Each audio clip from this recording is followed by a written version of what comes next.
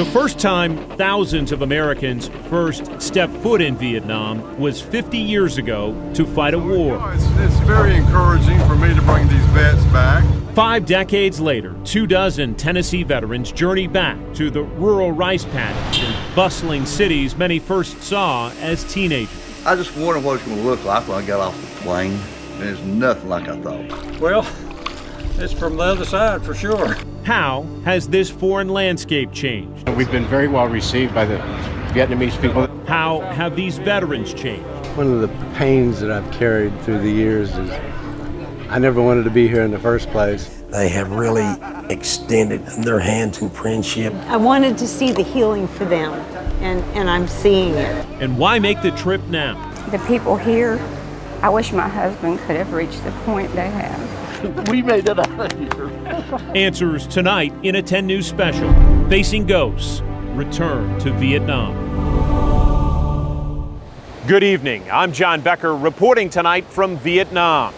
The reasons Tennessee veterans are returning to this foreign shore now vary as widely as the people and the landscape here on China Beach in Da Nang.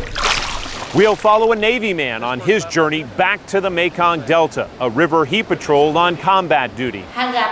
We'll explain why an Air Force veteran made a point of returning to an orphanage on this trip. But we begin with a gesture of goodwill from one U.S. soldier to his one-time enemy. On the way to a secret gathering in Ho Chi Minh City, Vietnam veteran Ron Kirby explains why he wants to meet face-to-face with his one-time enemy. It's a friendship gesture over the last 49 years of saying, you know, you were doing your thing, I was doing my thing, we were both working for our governments. Nerves run high about the risks of a meeting arranged only in the last few hours without any blessing from the communist government. But on arrival, the welcome is warm. First, a handshake, keeping with custom. Shoes stay at the front door, and these strangers settle into conversation in the front room of this upscale city apartment. He was a soldier during the war against France and America as well. Tell him that I was in Vinh Long. The young Vietnamese interpreter, who helped set up this meeting with her American friend Lindsay Beer, explained the head of this household became a soldier at the age of 16. He rose to the rank of captain in the Viet Cong Army, and the intelligence officer left his wife and family for long stretches, first fighting French forces, then American troops. Tell him I'm very humbled that he would have us in his home. At age 85, Captain Chan Le spent more than half his life in military service, a full 4 decades. He said, like Overman said, the past is always sad and painful, but we should look forward to the future. Tell him I totally agree. As the minutes pass, a deeper connection between these soldiers begins to unfold. It was just tied to the barrel of an AK-47 like that. A few weeks ago, back in his Knoxville office, this combat-wounded veteran showed us a Viet Cong flag he pulled off a battlefield during the war in Vietnam. He told us then it was time to return it. I'd like to go to a Viet Cong soldier or soldiers and present that flag back to him after 49 years. Why is that important to you? I don't know.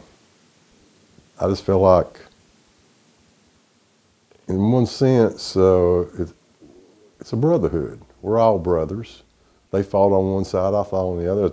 After a 9,000-mile journey, Kirby seizes the moment to hand over the war-torn flag as a symbolic gesture of friendship between two one-time enemies. We were just so surprised that today you can have Americans, friends over, and you feel like there's nothing between us, like no wall, no space. He's very open, talking to each other, like we have known each other from a long time. Well, and you hope this is like the first time that we met, but it's never gonna be the last time. tell him again that he's my brother. Yeah. Tôi nói là chúng con cũng là anh em. Hơn 70. Chang Le hangs the tattered flag under a photo of his family. The two veterans trade addresses, and after a visit lasting close to an hour, it's time to part ways. He said thank you. Well, this really couldn't have gone better for me. This is what I wanted. Back on the street, the Viet Cong captain offers a farewell wave. And just up the alley, American soldier Ron Kirby is overcome, unable to find words after completing his goodwill mission. The first trip out of the city took the group back to the Mekong Delta. It was strategic ground for both the enemy and American troops, and the key battlefield was water. Been 48 years, and I've changed a lot more than the river has. On the first return trip to Vietnam since the war, Navy man Cliff Willis finds himself back on the same river he patrolled decades ago. Right now we're in Ben Tre. The Knoxville native points to spots on a map he crisscrossed as a river rat in his mid-20s. His boat crew targeted enemy troops, sneaking supplies up and down the strategic Mekong Delta. I take great pride in that I didn't lose anybody. A few weeks ago, he explained his main reason for heading back was seeing what, if anything, changed, especially whether the crop killer Agent Orange had decimated parts of the Delta forever. It's pretty much commercial here. 50 years later, his old base is now an industrial park, and there are no outward signs of the toxic chemicals sprayed all across this river delta. The jungle is back, and battle scars on land are mostly all healed. When you got home, you felt out of place. You didn't blend in that well. But internally, some veterans are still struggling with the impact of war. Aboard this river voyage is a woman who took the trip to honor her brother. They're very beautiful. It's very calming, as a matter of fact. It really is. Haunted by his combat memories, Edward Tyree Bridgman wasn't ready to go back to Vietnam, so his sister signed up as a way to pay tribute to her brother's service. I said, I'm going for you. And you're glad you did? I'm glad I did. Only a couple of days into this first-time visit to Vietnam, Jacqueline witnessed friendly greetings for returning veterans, from the bustling high-rises of old Saigon to rural river lowlands. The journey has served to reinforce her quest to help settle her brother's worries about the war. Because I've been talking back and forth to some of the guys, and they have told me how to go back and talk to my brother. So I've been looking at it from his point of view. What did he see? What did he not see? I want to tell him about all these guys that have been either in a similar situation that he has been in, and he does not have to be burdened for 50 more years. He can just let it go. He can let it go and just say, I did that, it's over, now I can move on. We're aboard a sampan, a small boat in a small tributary of the Mekong River, and it's a bit of a surreal experience for some of the veterans that we're with because these are the boats the enemy used to attack them. Well, it's from the other side for sure. That's the first time I've been in a sampan. We actually caught 6 sampans out in the middle of the river one night trying to cross over and had a big shootout with them, which didn't last very long for them. Cliff Willis describes this river tour as unique and something he's dreamed about for years. Today, on the water, it brought back some of it. But the chance to share the experience with his veteran brothers is what he finds most fulfilling about the return trip. Up next, we take you north to Da Nang City. We'll follow a Marine on the hunt for his old base and hear the wisdom his wife offered on this return trip to Vietnam. Dear 18-year-old self, well, you've done it now. Just out of high school and with no great job prospects, you might as well go ahead and join the Marine Corps before they draft you, right? Just wanted to tell you a few things, good and bad, about what's to come in your life as a direct result of this decision. This will be the end of your youth, leisurely times, carefree days, and most important, your innocence. The kid that you are now will become a man in more ways than you can ever imagine, and sadly unimaginable. The Marine Corps is going to accomplish everything they promise they will do.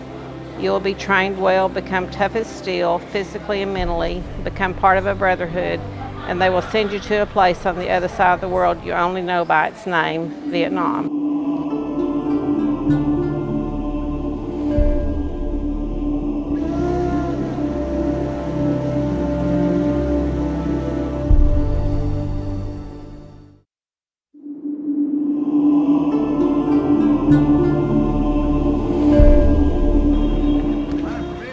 Fresh off an hour-long flight to Da Nang. This is Marble Mountain, and it includes 150 steps to the top. Tough. I'm not 24 anymore. You're not 24 anymore. No. We're going to climb up to the main pagoda of the Marble Mountain, Da Nang, and there is a cave inside that. The rumor said that it's like the place that some of the communist soldiers hiding during the wartime, and they use it like a small hospital to rescue the injured soldiers. So this pagoda was built about 400 years ago. It is absolutely amazing. Absolutely. Breathtaking. It's breathtaking, and I think it's the most awesome thing I've ever seen. When I first landed at Da Nang, it was a lot smaller town. There's a lot like just shacks and kind of like slums. This place now kind of reminds you of Las Vegas or some beach resort. Gary Kuntz is a hard-charging, mission-driven Marine veteran devoting this day to returning to a slice of Vietnam he hasn't seen since the war. If I fly 9,000 miles, I just want to go back to Quang Tri and just see what it's going to be like. I was so wired last night, I didn't sleep a bit. I had 3 alarm clocks set, and I was up every 30 minutes looking at my time. In the 60s, Kuntz was shot at and ambushed on this winding road as a truck transport driver. Wife Vicki will use this day to help her husband find some peace. Just out of high school and with no great job prospects, you might as well go ahead and join the Marine Corps before they draft you, right? Part of her therapy for him takes the form of a letter. Just wanted to tell you a few things, good and bad, about what's to come in your life as a direct result of this decision. It's reflective about his life, and Vicki wrote it as if the Gary of today had the chance to serve up some advice to the young man he was at 18. This will be the end of your youth, leisurely times, carefree days, and most important, your innocence. The Marine Corps is going to accomplish everything they promise they will do. You will be trained well, become tough as steel, physically and mentally. You will dodge mortars, a 3-day explosion, crashing helicopters, a convoy under fire on a narrow mountain road, but you will make it. So after a long journey home, you must think the fighting is over, but possibly the hardest part has just started, my friend. But this right here, the base of the mountain, it's a beautiful drive up through there, but back then it was very dangerous. Hunting for any familiar signs, this landscape is foreign. Guardrails. They wasn't here. Cows. Friendly locals. A chance to stop and take in the sights. Stark differences between now and then. They didn't have rest stops. You didn't want to stop. You just want to get up this hill and get off this damn hill. The future is going to be rough for a long time. Your life is going to be in turmoil as you struggle to use the good things the Marine Corps brought you.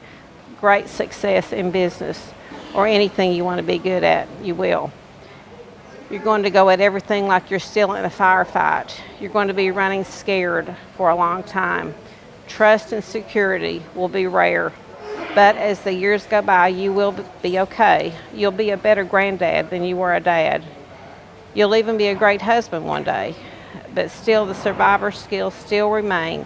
The need to be at the ready, never really feeling everything is okay, financially, mentally, never just giving in to peace and relaxation. Your goal when you get on this mountain was to get off of it alive. Back on the road, Kuntz and his wife of 29 years push on, hoping to reach his old base. It sits near what was the dividing line between North and South during the war, the DMZ. Well, it's kind of frustrating. I really thought I could drive straight to my base. Dong Ha was approximately 5 miles south of the DMZ. And we're going to stop and look around. You're going to get it on your mind that you really want to find your old base in Quang Tri. It's just been, I really thought I could find this. Okay, so we're going back to the Nang. Now here's where you need to pay attention to what I'm trying to get you to realize. You did find it, but guess what? Nothing's there but peace. You are right at the place where you did fight, did survive, did get back home, but the best thing you could see there was the invisibility of what was past. Praise the Lord, it's all gone. You don't see any sign of the war. You don't see any of the people that's upset. And really, I guess that's good. That's the way it should be. Don't be disappointed that you didn't see bomb craters or rusted old equipment or a broken old airstrip. Those images would just have stirred you into action again. Embrace and accept this beautiful gift of nothingness that you found in Quang Tri. Use the nothingness that you found on that little piece of the earth in a country on the other side of the world and apply it to the end of your fight. Reduce it to nothing. Sincerely, your older and wiser self. So I'm just going to go back with a smile on my face. The group would soon board another flight to Thailand, but first, Frank Vollmer, a veteran who served here 50 years ago in the clouds of this mountain, he found some clarity. Still ahead, why Frank wanted to climb Monkey Mountain and visit an orphanage.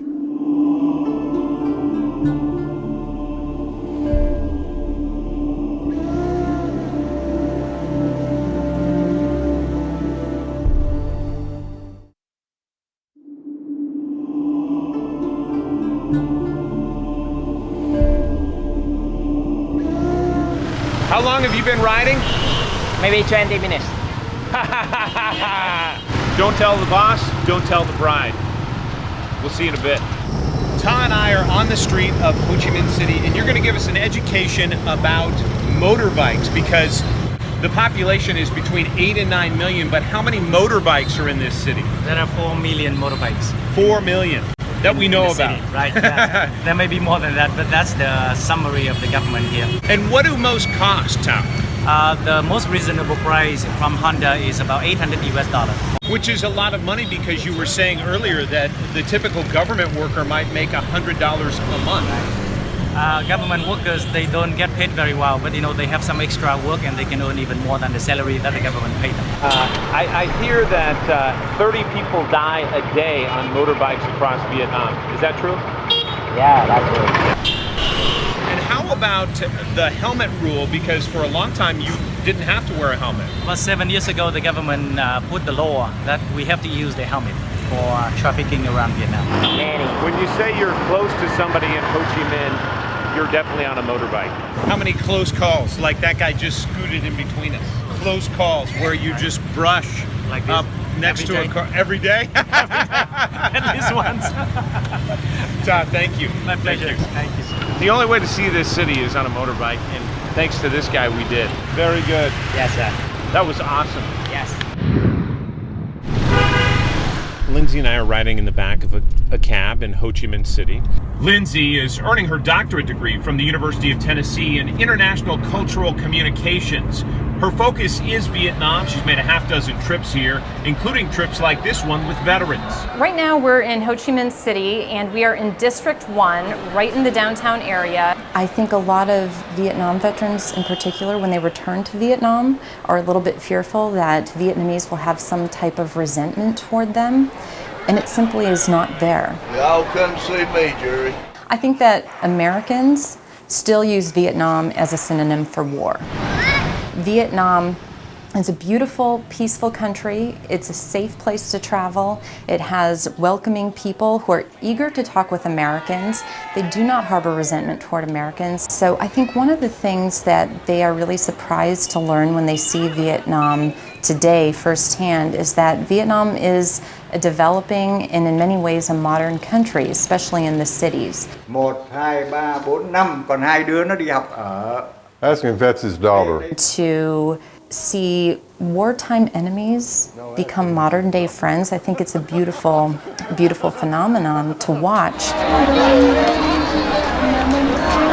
When you think of Tet in Ho Chi Minh, what do you think about? I absolutely think about family, because at the core of Vietnamese culture, family is most important. And in Vietnamese culture, Tet is the time for going home to your family. You could hear the machine guns going off from the planes. The chartered commercial jet Frank Vollmer flew into Vietnam landed at an airbase in the middle of a firefight. You are welcome to Vietnam with fighting. Yes, yeah. Smoke was coming up around the perimeter, and we could see the napalm going off. Yeah, it was an eye-opener, and, you know, all of a sudden it became very real. Still ahead, finding clarity. I'm on medications morning and night. I still get counseled at least once a month, and part of what helps me through is being a mentor too for the younger vets now coming back from Iraq and Afghanistan. And I overheard you have your good night's sleep. First time in how long? Probably over 20 years. Wow, that is so cool. Way to go, brother. We made it out of here. How this return to Vietnam is helping one veteran overcome the ghosts of post-traumatic stress, and why he's reaching out to these orphans. What can you say about this day? It's been more than I could have hoped for. It really is.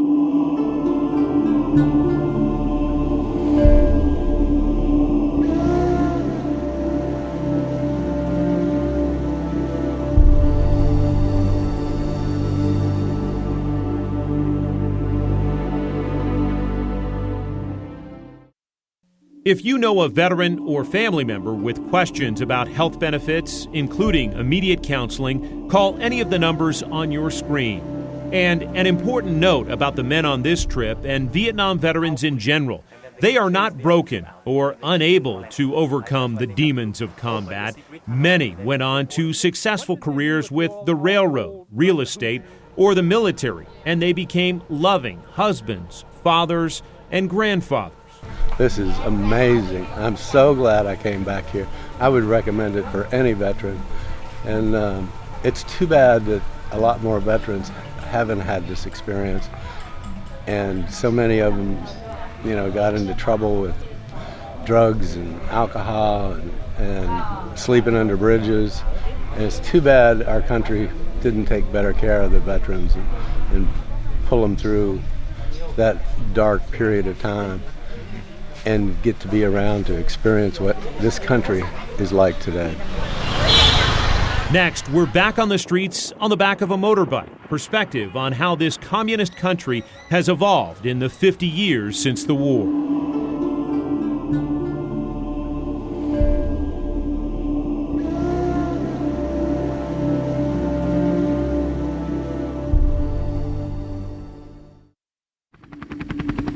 The first time thousands of Americans stepped foot in Vietnam to fight a war. 5 decades later, 24 Tennessee veterans journey back to the rural rice paddies and bustling cities many first saw as teenagers. We made it out of here. Tonight, in a 10 News special, Facing Ghosts, Return to Vietnam. Facing the ghosts of war is no easy climb. It takes work. Few veterans know that better than 70-year-old Frank Vollmer. He joined fellow military men and women on a return to Vietnam, drawn by the chance to see dramatic changes 50 years later, Da Nang at peace. During war, a place dubbed Rocket City. You know, rockets just kept coming in. We had 5 little buildings and 3 of them burned in less than 10 minutes. There was a guy in front of me and there was a guy behind me. And the guy behind me ended up being a paraplegic. He caught the shrapnel in his back. Dwayne Heiser died at age 19. He was Frank's best friend growing up, just one of the ghosts of war, haunting this Air Force veteran and motivating his return trip.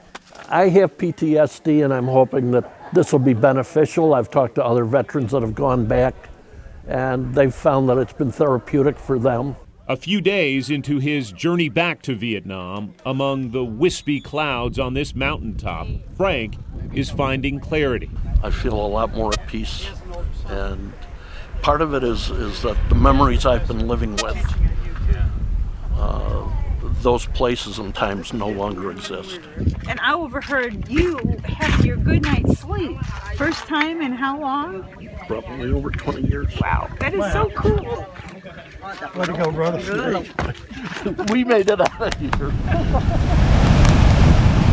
From the mountains to the South China Sea below, Frank Vollmer has more work left on this day. A few blocks off the beach sits an orphanage, and for Frank, this may be his most important stop of the 10-day trip. When I got to Vietnam, we found there was an orphanage over near the China Beach area. During the war, Frank sought to help these abandoned children. He built playground equipment and sent word home asking for the basics, clothing and food.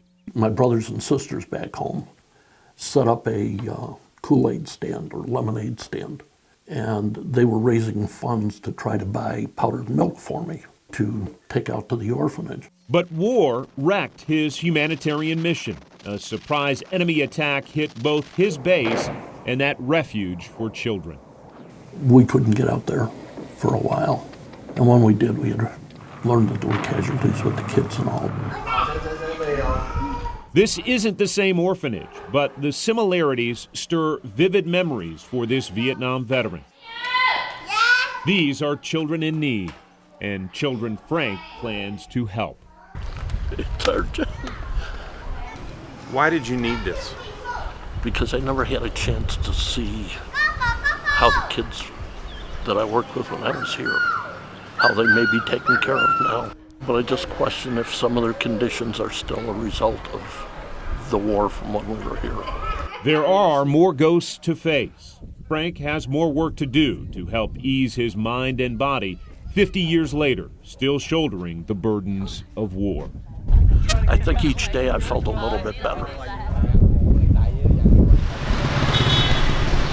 On a drive outside Ho Chi Minh City, East Tennessee veteran Hubert Carter was on a hunt to reconnect with his wartime past. It's kind of like a bucket list thing. What the now 70-year-old Army veteran found on that day trip surpassed all expectations for his journey back to Vietnam.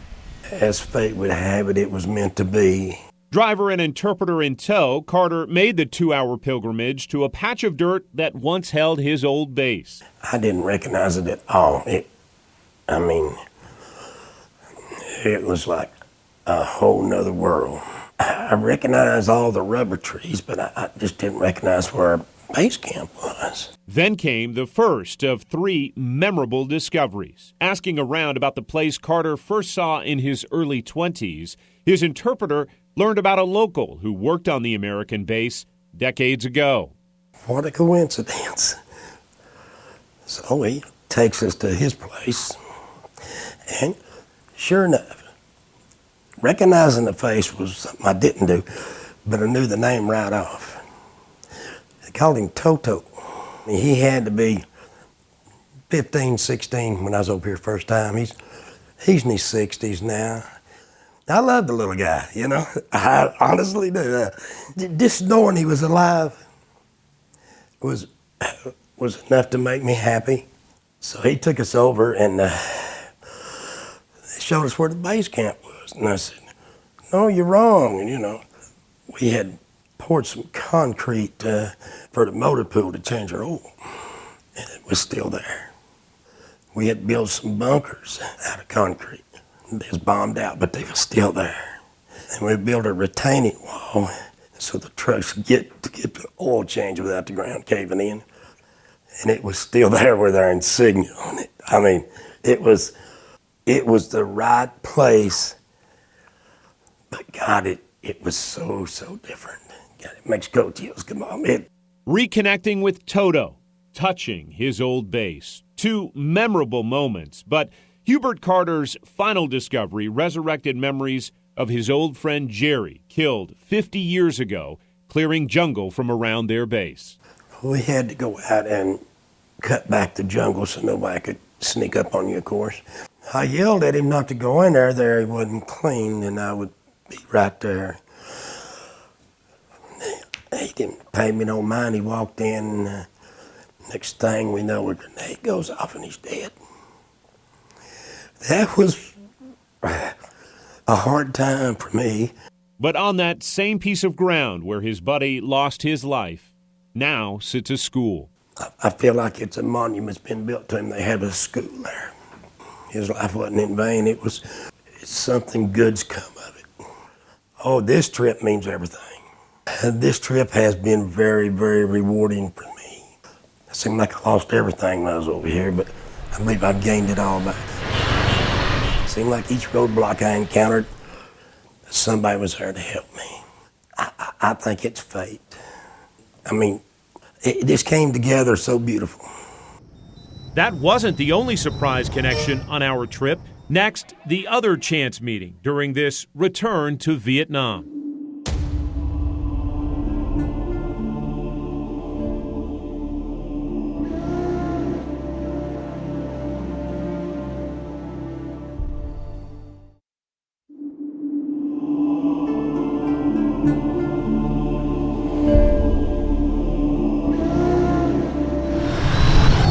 In the center of this city in Vietnam, with close to 9 million people, two strangers found a close connection dating back decades. I think it's just the spirit of my dad.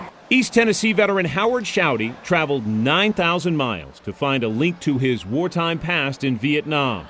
It happened by chance when a family asked him to snap a few photographs inside a hotel lobby. I asked him, is it your first time here in Vietnam? He said, no, actually it's the second time, and it's been like 40 years? 51 years. 51 years. And I said that, oh, my dad is a pilot, and he's in the Air Force for the South Vietnam. And that's how the conversation started. If it was a helicopter or an airplane. Yes. And she said, helicopter. The simple revelation was nothing short of stunning. Her father trained to become a pilot in the United States. At the same time, Howard served as a flight school instructor for those young pilots. It's a shock, it's just, I don't know what to say. But this moment here brings back different things I did with the pilots that came over that wanted to learn helicopter. I'm so happy, if it is, you are my dad instructor, that is, all I can say is just, I think that my dad was telling us. Maybe. To me. At age 73, Howard can still sketch the detailed drawings he used to train Vietnamese troops on the mechanics of helicopters. Most students had just 30 days of training in English, and most arrived knowing only how to ride a bike. Howard taught them to fly in 1 month. It was training that served this Vietnamese pilot until his last day on duty.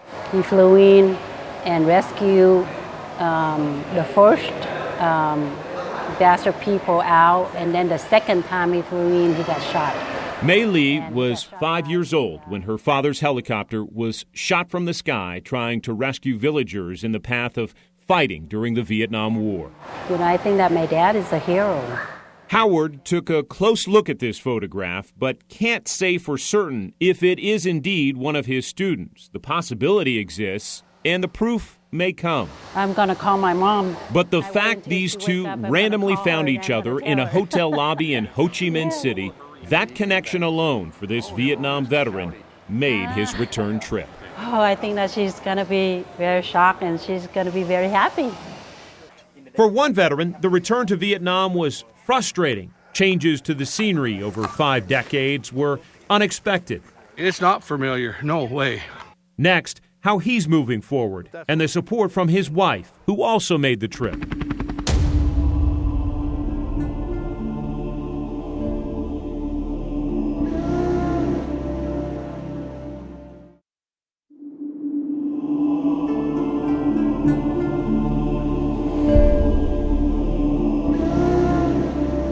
What what did they do with all the old, like the hooches and stuff? From the moment Vietnam veteran Bill Batho stepped back on the soil of a place known as Ho Chi, something didn't feel right. It's hard to explain. Everything growed up. I mean, trees and... That part of it does not feel familiar. Right, it's not familiar. No way. Walking with his wife through a maze of war exhibits that includes rows of spikes and booby traps, the 68-year-old Army veteran grew frustrated. The setting felt less like his former base and more like a morbid amusement park. See, we're on the outskirts of my old base camp is what it is.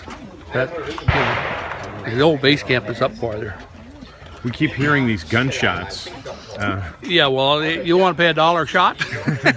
But is that unnerving to hear that in this? It used to be.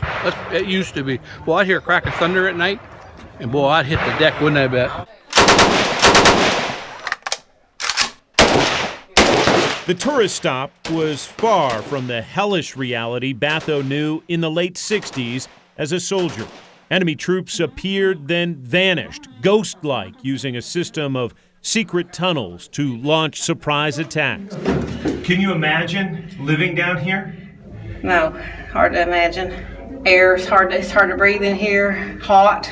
Hard to imagine that people survived in here, building kitchens, hospitals, ammo dumps, you name it, all inside the Ho Chi tunnels. 125 miles at least. That would get you from Knoxville down past Chattanooga. That's how long this network of tunnels is under Ho Chi. Before help, nobody comes. Right. So this is the example for trafficking inside and outside of the secret door. The tunnels bring back a lot of memories. But now the location, the background and stuff here, it wasn't here. How's he done today? I think he's more nervous than he's letting on. I think he's had a little more trouble than he's willing to admit. But hopefully in the end it'll be a good process. What did you make of what we saw today? It's a bit overwhelming. Wife Betsy has helped her husband navigate nagging frustrations tied to his service here as an 18-year-old grunt. Batho points to one patrol on this ground in particular that triggered years of anxiety, anger, and mistrust. My best friend died right by my feet.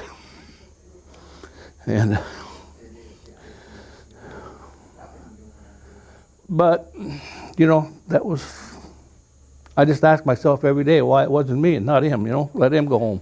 He hoped revisiting this ground that held so many demons could help him bury that tumultuous past. After 50 years, it's what drew him back. But that used to be our old base camp down in there.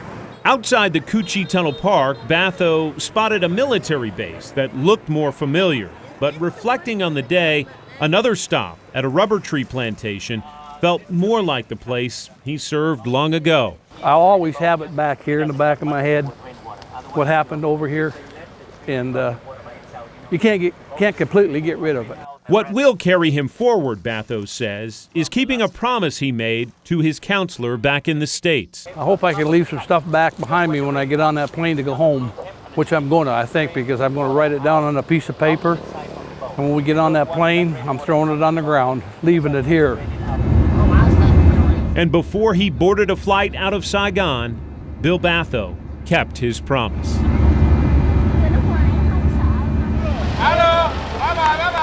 Up next, reflecting on a full 10 days. For some, it was the journey of a lifetime. I wish my husband could have reached the point they have. On the 27th in Saigon. The journal entries that sum up their experience overseas.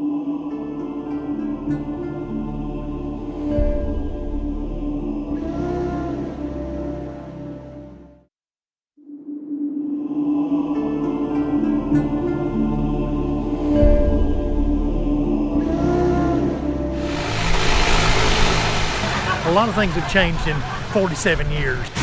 There are some things that are familiar. We're in a longboat here in Thailand. You see Sparky there in the blue, longtime Knoxville firefighter. He was last here at the age of 21 in the Army on leave. He's now 68. We've passed through countless communities along this river, including a Buddhist temple where monks were grooming the grounds, And we've seen several signs for Cobra shows on the way to the marketplace. What are you looking forward to most today? Getting my wife to experience some of the things that I saw. Like I say, I couldn't tell her this is what I saw, but it's what we get to see together now. It's going to be exciting. That was nice, very, very nice to be able to experience that with him again. It looks like some kind of orchid. From a flower market stop to a royal palace visit, Thailand's vibrant tradition and culture touched all the senses. But this was a key highlight of the trip, a chance to get up close and personal with an Asian elephant. 3,000 are in captivity, 2,000 roaming in the wild. That is a trend our guide says the government here is desperate to reverse. Okay, have a nice ride.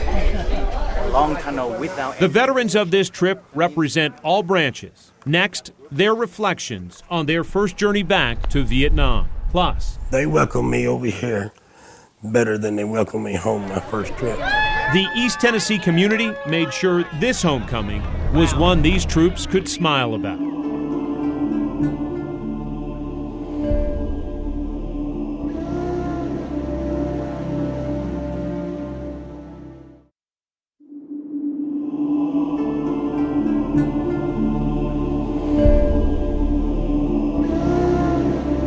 On the 27th in Saigon.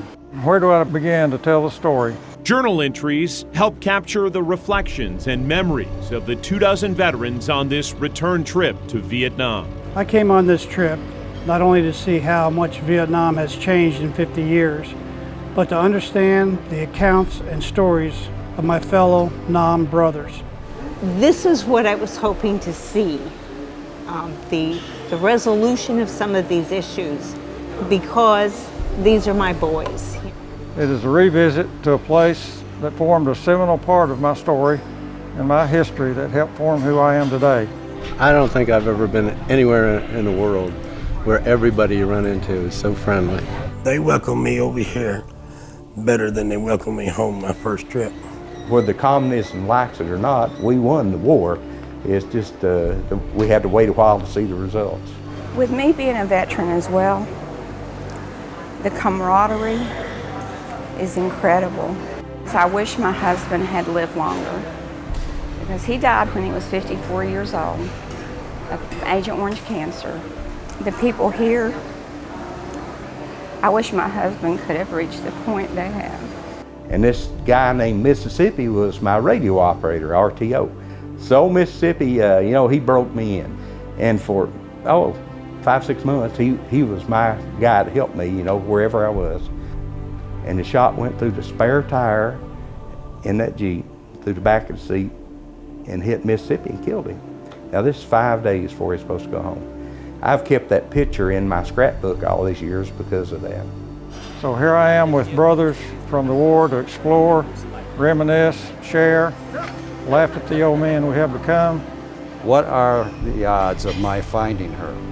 As a nurse, we do a lot of physical healing, but there's so much other healing that can take place, and to be a part of that in a way closes things for me too, for them. Over 50 years that they can put some of this to rest is just very, very, very rewarding for me. To all my fellow Nam brothers, thank you for allowing me to be part of your trip, and it was truly an honor to be with you. For some veterans on this trip to Vietnam, it wasn't their days at war on the other side of the world that bothered them most, but the way they were shamed by fellow Americans on their return stateside. And that is a wound that is only now beginning to heal. At the close of this journey, some veterans found what they were looking for. Others are still searching. To all of them, we say thank you for allowing us to document your travels, and welcome home.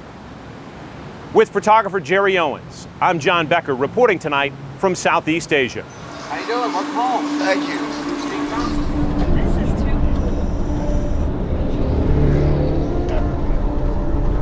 This is too cool. That woke everybody up, didn't it?